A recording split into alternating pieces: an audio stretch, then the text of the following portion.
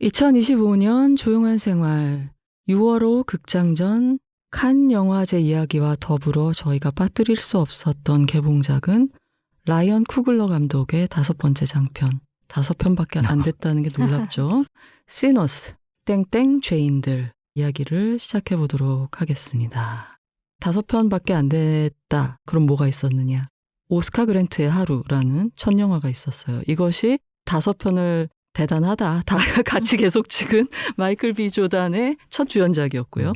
실화를 바탕으로 한 영화였어요. 그리고 크리드 1편이 있었습니다. 그리고 아시다시피 바로 마블에서 이 재능 있는 감독을 낚아채서 블랙팬서를 성공시켰고 굉장히 높은 평가를 마블 유니버스 안에서도 받았고 오스카도 받았고 이어서 와칸다 포레버 블랙팬서 2편을 찍었는데 체드윅 보스만의 돌연한 병사로 좀 위기가 있었지만 그래도 선장으로서 라이언 쿠글러가 잘 이끌어냈다는 평을 받았죠. 네. 그리고 나서 보니 너무나 재능 있는 감독이다 했는데 다 오리지널은 아니었네? 라는 걸 깨닫게 되죠. 실화 아니면은 이제 로키 시리즈니까 크리드는 네. 기존의 IP가 있는 것이고 블랙팬서는 뭐 따로 말씀드릴 필요가 없겠죠. 그랬는데 최초로 각본을 오리지널로 쓰고 같은 팀 음악 감독이라든지 아니면 미술 감독이라든지 누구보다도 마이클 B 조단을 2배로 튀겨서 이제 제가 농담으로 얼마나 좋으면 2배로 마이클 A 조단과 마이클 B 조단이 나온다고 얘기를 하는데 이렇게 1인 2역으로 쌍둥이 연기까지 시켜서 이 감독이 그동안 프랜차이즈 뒤에 숨겨왔던 작가적 야심과 어떤 서사를 하고 싶었는지 그리고 어떤 예술가 자아를 가지고 있었는지가 갑자기 수면 위로 확 떠올라오는 느낌을 받게 해준 생각할수록 가슴이 웅장해지는 영화입니다. 시너스는. 흥행 감독으로 치면 블랙팬서가 워낙에 흥행하기도 했고 거의 대표주자격이 됐기 때문에 이미 반열에 올랐다고도 할 수 있는데 말씀 주신 것처럼 오리지널 스토리는 아니었고 그리고 데뷔작에서 보여줬던 자기 개성 강한 제기 벨라람은 큰 프랜차이즈 가면 죽잖아요. 어쩔 수 없이. 그런 부분에 약간 아쉬움이 있다고 했는데 이번에 그것도 절충하지 않고 시너스가 올해 개봉한 영화 중에 아마 4번째로 1억 달러 돌파했고 예상했던 것보다 훨씬 돌풍을 일으킬 만큼 크게 흥행했고 오리지널 스토리를 가지고 있는 호러 영화 중엔 역대 1위예요. 평가 사이트가 꼭 척도는 아니긴 하지만 시네마스코어 같은 데에서는 35년 만에 처음으로 1등급을 받았다고 하니까 평단이랑 흥행을 다 잡은 더할 나위 없는 성적을 거둔 영화가 된 거죠. 스파이크 리가 이 영화를 보고 와서 닉스가 셀틱스를 좁혀는 걸 보고 온 것 같다.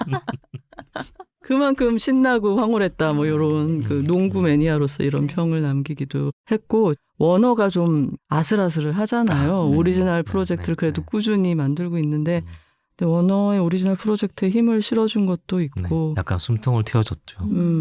그리고 또 하나가 25년 후에는 이 영화 판권이 라이언 쿠글러한테 돌아온다 그래요. 굉장히 드문 뭐 파이널 컷도 잘 안 주잖아요. 할리우드는.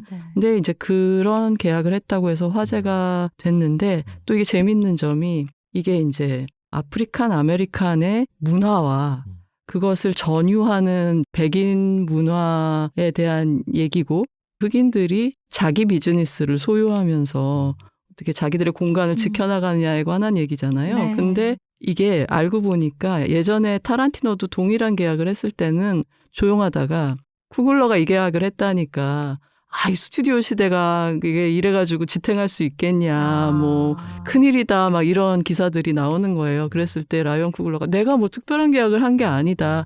근데 왜 이렇게 말이 많을까요? 감독님 그러니까 그 이유는 여러분이 더 잘하시지 않느냐라고 대답하는 그런 인터뷰도 있었습니다. 자, 이게 아무래도 역사 공간이 아무데여도 되는 판타지 호러는 아니기 때문에 줄거리를 좀 말씀을 드리겠습니다. 때는 1932년 가을에 미국 남부의 미시시피 삼각주 지역입니다. 클락스데일이라는 마을이고 이 시대는 미국사 전체를 놓고 보면은 노예 해방은 이루어졌는데 인종 간의 분리 그러니까 짐 크로우라는 법이 남부를 지배했던 시대에 해당이 돼요.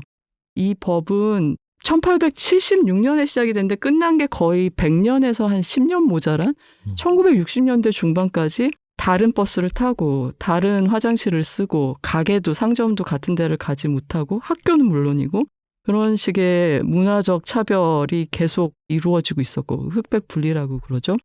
경제적인 것도 굉장히 중요한데 노예 해방은 됐는데 그렇다고 살아갈 경제적 기반이 뚝 떨어지는 건 아니잖아요. 하늘에서. 그래서 지금 소장농이라는 이름으로 거의 봉건제 농노 같은 그런 생활을 하면서 죽어도 갚을 수 없는 빚을 예전에 노예 주인들인 영주들한테 지게 되는 상황에 있는 그 시대의 공간과 시간이에요. 1차 대전은 끝난 거고 금주령은 아직 끝나지 않았어요. 이런 상황에서 영화는 샘이라는 이름을 가진 목사님의 아들이 굉장히 넉나간 모습으로 교회에 도착해서 문을 열고 들어가는 모습으로 시작을 해요.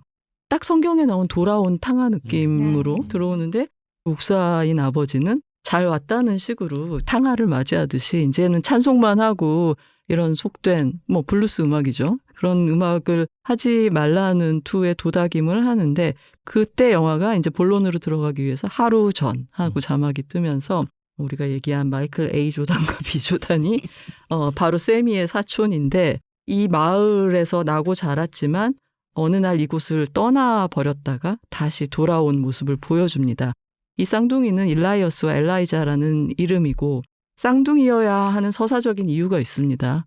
흑인들의 역사의 어떤 두 개의 면모를 보여주기 위해서 쌍둥이로 설정됐다는 생각이 영화를 보면 볼수록 들게 되죠. 흑인 운동의 양면성 이런 거를. 이 둘은 아버지의 학대를 벗어나기 위해서 형인 스모크가 동생인 스택을 지키기 위해서 아버지한테 어떤 짓을 하고 둘이서 1차 대전에 종군을 해서 말하자면 이제 시민권을 얻는 것과 비슷한 행위인 거죠. 그래서 거기서 미군으로서 복무를 한 다음에 자, 요때면 언젠가요? 금주령 얘기했잖아요. 시카고에 알카포네가 번영하고 있는 그 밑으로 가서 일을 하고 거기서 잘 살아보려고 했으나 뭔가 한계에 부딪힌 거예요. 북부에는 뭔가 자유가 있고 새로운 생이 흑인들에게 열릴 것 같았지만 그 시카고 시대에 두 형제는 뭔가 이 한계를 느끼고 나의 뿌리가 있고 친구가 있고 사랑하는 사람이 있는 이 땅에 와서 사업을 해보겠다고 돌아온 건데 그 사업이 바로 주크 조인트라고 하는 실제로 역사에 존재했던 임시주점 같은 곳입니다. 임시주점인데 가무가 가능하고 스테이지도 있고 흑인들이 백인의 감시나 눈총이나 이런 걸 피해서 팝업처럼 딱 이렇게 모여서 즐기고 헤어질 수 있는 그런 장소였고 실제로 우리가 이름은 아는 음악은 몰라도 그런 유명한 재즈나 블루스 뮤지션들이 이 주크 조인트에 뿌리를 두고 있다고 합니다.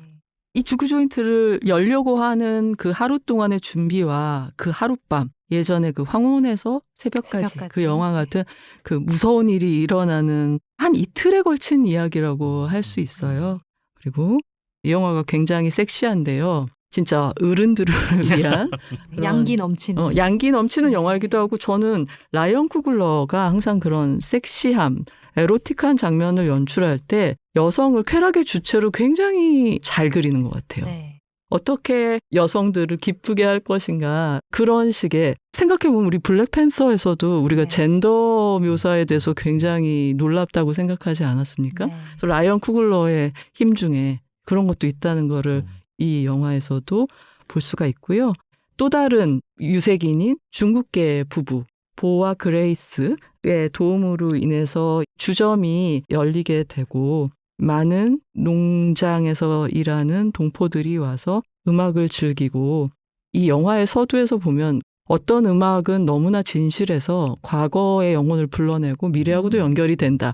세미가 바로 그런 능력자였던 거예요. 문학이나 영매 같은 건 거죠. 그것은 이제 서아프리카에서 온 미국의 흑인 노예의 선조들이 갖고 있었던 그 전통이 어우러지고 노예들의 노동요가 어우러진 블루스나 재즈의 뿌리를 보여주는 거기도 한데 이 영험한 노래가 불운하게도 뱀파이어들까지 끌어들이게 됩니다.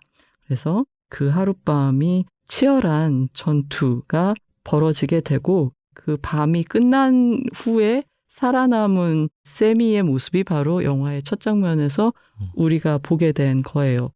그렇다면 세미는 이 끔찍한 일을 겪고 나서 블루스 뮤직을 단절하고 백인들이 그들에게 부여한 기독교에 찬송하는 노래만 부르게 될까요? 아니면 어떤 걸 선택하게 될까요?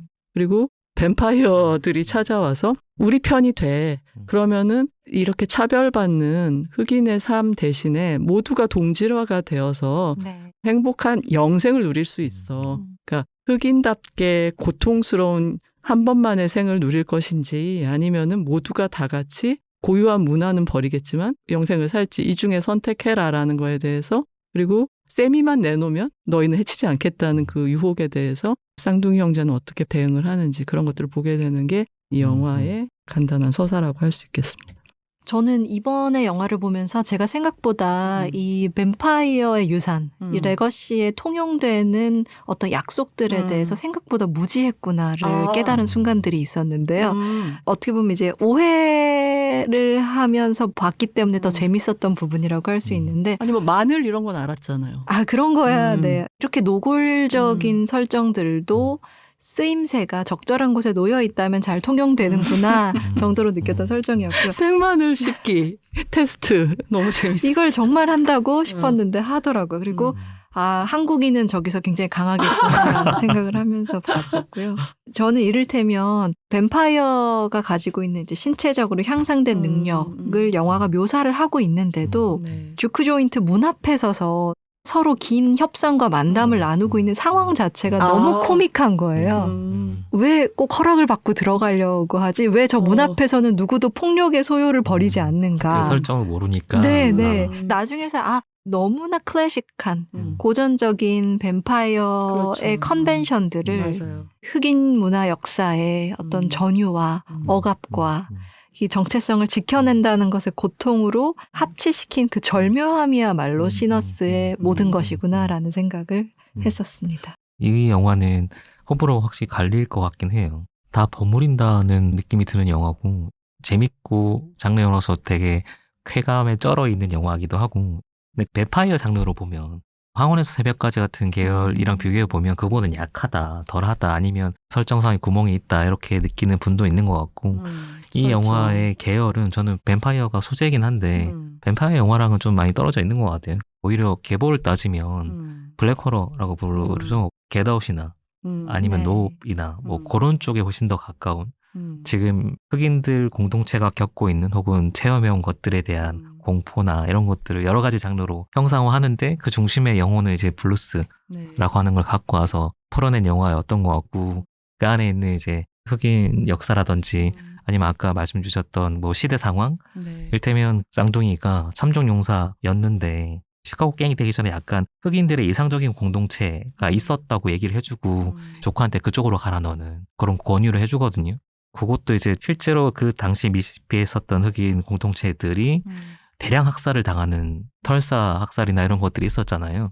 그런 것도 알레고로가 깔려 있는 거예요. 미시시피는 아니지만 그런 역사들이 최근 영화들에서 많이 비춰졌었고 그 남부 흑인들의 음악을 북부의 백인 사업가들이 상업화하는 그런 과정을 그린 마 레이니스 블랙보텀 이런 넷플릭스 영화도 있었죠. 그래서 그냥 한편에 달려가는 영화, 블록버스터 영화로도 너무 재밌게 볼 수 있는 영화였는데 멈춰놓고 하나씩 또 상징, 분석, 해석하기 시작하면 엄청 길게 얘기할 수도 있고 그 얘기를 듣는 것 자체도 재밌고 블루스 이런 거 사실 우리가 즐기긴 해도 잘 모르잖아요. 그 뿌리와 어원들 전문가들 들려줬을 땐 아, 이 영화 이런 디테일이 있어. 이런 거 들으면 되게 얘기하기도 너무 재밌는 영화였고 조금 다른 차원에서는 저는 아이맥스 촬영 별로 안 좋아하거든요. 그게 투입 대비 효용이 있는 방식인가 늘 의문이었어요. 과시에 가깝다. 서사적인 필요성이 없는 화면들이 훨씬 더 많다고 저는 늘 생각해 왔는데